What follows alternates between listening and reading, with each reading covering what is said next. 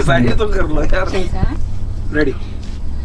Hello Qasim sir, hello Shreya ma'am, hi channel. Firstly congratulations, गाना बाहर आ गया, गाना लोगों को बेहद पसंद आ रहा है। Thank you. स्टार्ट करते हैं आज के लॉन्च से कि आज गाना फाइनली लॉन्च हुआ है, क्या कुछ कहोगे? इतने सारे गेस्ट आए थे, इन्फ्लुएंसर्स आए थे, कैसा लग रहा है? पहले आप। कुछ इन्फ्लुएंस को मैं पहले से जानती थी इन्हीं की वजह से, और विंदु दारा सिंह सर जो आए थे उनको तो मैंने फर्स्ट टाइम आज मिली हूँ और बहुत अच्छा लगा इतने बड़े स्टार को मिलके। ओके, आप क्या कहना चाहोगे? मुझे बहुत खुशी है कि मेरी एक आवाज़ पे इतनी सारी जो मेरे दोस्त, मेरी टीम समझिए एक तरह से, जिनके साथ मैं हमेशा जुड़ा रहा और मेरी एक आवाज़ को टाला नहीं उन्होंने। मैंने सिर्फ एक मैसेज किया और वो रेडी थे कि मैं 10 मिनट में 20 मिनट में आ रहे हैं, बस रुको ऐसा करके।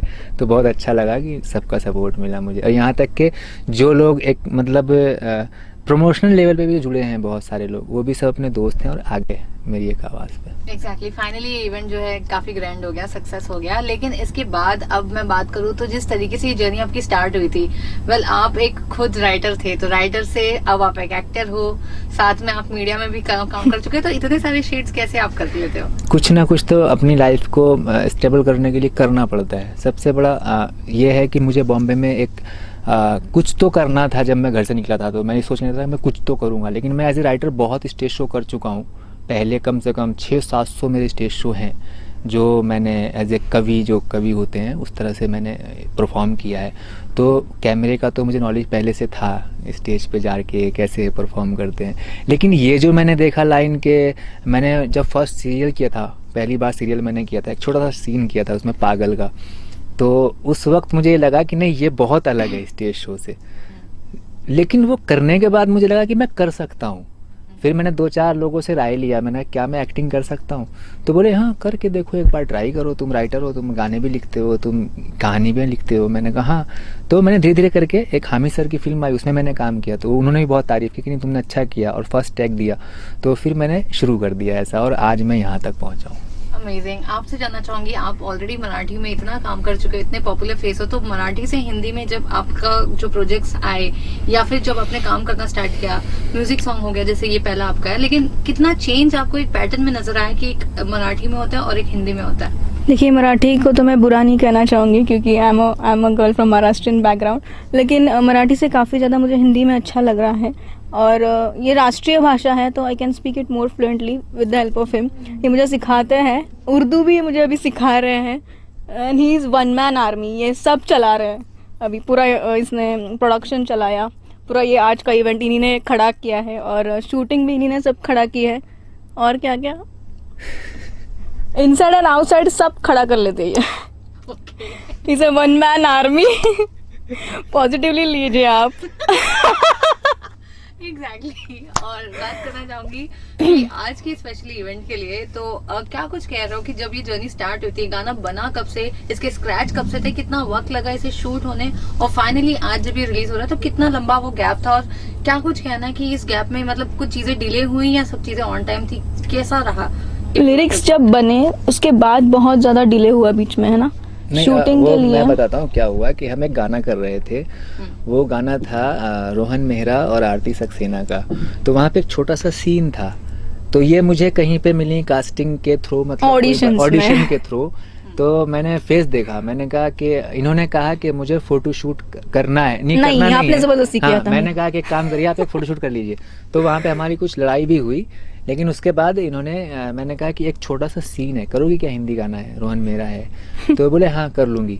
तो ये वहाँ पे आई, तो वहाँ पे मुझे कुछ ऐसा एक होता है ना, इंसान जब कहीं से मिलता है तो ऐसा होता है कि नहीं कुछ अपनापन है, कुछ एहसास है। तो हाँ मैंने इनसे बात करना शुरू किया। तो वहाँ से मैंने एक प्लान किया कि हम एक गाना मैं कर रहा हूँ ऑलरेडी, और मुझे एक एक्ट्रेस चाहिए, तो क्या आप काम करोगी? ऐसा करके। मुझे नहीं पता कि उन्होंने कितना काम किया है, क्या क्या, मुझे कुछ नहीं पता था, नॉलेज नहीं थी बिल्कुल, ज़रा भी नहीं थी। लेकिन उन्होंने मुझे कहा कि हाँ ठीक है मैं कर लूँगी। तो वहाँ से हमने प्लान किया और बहुत लेट होता गया। फिर डायरेक्टर ने मुझे, म्यूजिक डायरेक्टर ने बहुत लेट किया, 1 महीना किया। फिर जब हमारा हो गया गाना, फिर ये अचानक में इन्होंने कहा कि हमारे पास एक मिक्स मास्टर के बहुत अच्छे इंजीनियर है और पुणे में है। तो मैंने कहा चलो चलते हैं। तो हम सिद्धेश भाई से मिले, स्पाइन लीफ स्टूडियोज के ये ओनर है। स्पाइन लीफ स्टूडियो, इनका मराठी के बहुत अच्छे गाने किए इन्होंने, उनसे मिले। उसके बाद हम जो है शूट पे जब जाने लगे तो कुछ लॉकडाउन की प्रॉब्लम थी, कुछ ये था, बहुत चीज़ें थी, लेकिन सब मैंने शॉर्ट आउट करके वन मैन आर्मी बोला तो सही मैंने। एग्जैक्टली। एंड इसके अलावा एक दूसरे से जानना चाहूंगी, ऐसी कौन सी क्वालिटी आप दोनों को एक दूसरे में ऐसे नजर आती है जिससे आपको वाकई लगता है कि मतलब ये एक अच्छे एक्टर है या ये एक अच्छी एक्ट्रेस है? ऐसी कौन सी क्वालिटी एक दूसरे में नजर आई आपको? नहीं, इस मामले में तो मैं ये कहूँगा कि जब मैं गाना कर रहा था तो मुझे बहुत शर्म आ रही थी, सही पूछो तो मुझसे सीन नहीं हो रहे थे, लेकिन इन्होंने किया हुआ है ऑलरेडी पहले काम, तो मुझे बताया कि हैदर ऐसे, तो मुझे बहुत गुस्सा भी आता कभी कभी, क्योंकि पानी में लेटे लेटे 1 घंटा हो गया, मैं करूँ तो क्या करूँ यार ठंड लग रही है, सीन नहीं हो रहे हैं, कैमरामैन गाली दे रहा है मेरे को, यार क्या कर रहा है भाई। अब बहुत मुश्किल होती है कभी कभी कि 2 घंटे पानी में बैठे हैं और सीन ही नहीं हो रहा है। हाँ, वो लाइट setup लगा ready रहा है, नहीं कोई कैमरा लगा रहा है, कोई लाइटिंग लगा रहा और है। रात में इतना मतलब थक गए थे कि फीवर भी हो गया था, बहुत प्रॉब्लम हुआ, सुबह उठे फिर भागना भी था, सुबह उठ के फिर घर आना, बहुत, अब प्रोडक्शन को संभालना पूरा, वो सबको मैंने पूरा टीम वर्क है, सो हमारी टीम बेस्ट थी, we all love them, right?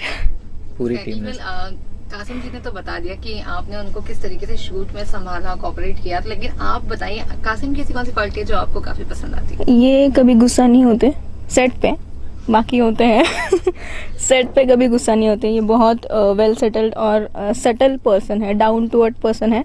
इनकी ये क्वालिटी मुझे बहुत अच्छी लगती है। इनके पास बहुत गुण है, लेकिन ऐसे दिखाते नहीं कि मुझे सब आता है, दिखाते मुझे कुछ नहीं आता और सीखना है।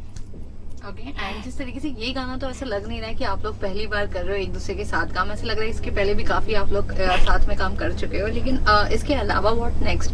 वापस से हम आप दोनों को एक साथ दोबारा कब देख सकते हैं? क्या कुछ और भी चीजें हैं plan? Yeah, we are planning 3 songs in Rajasthan. Let's see now what happens.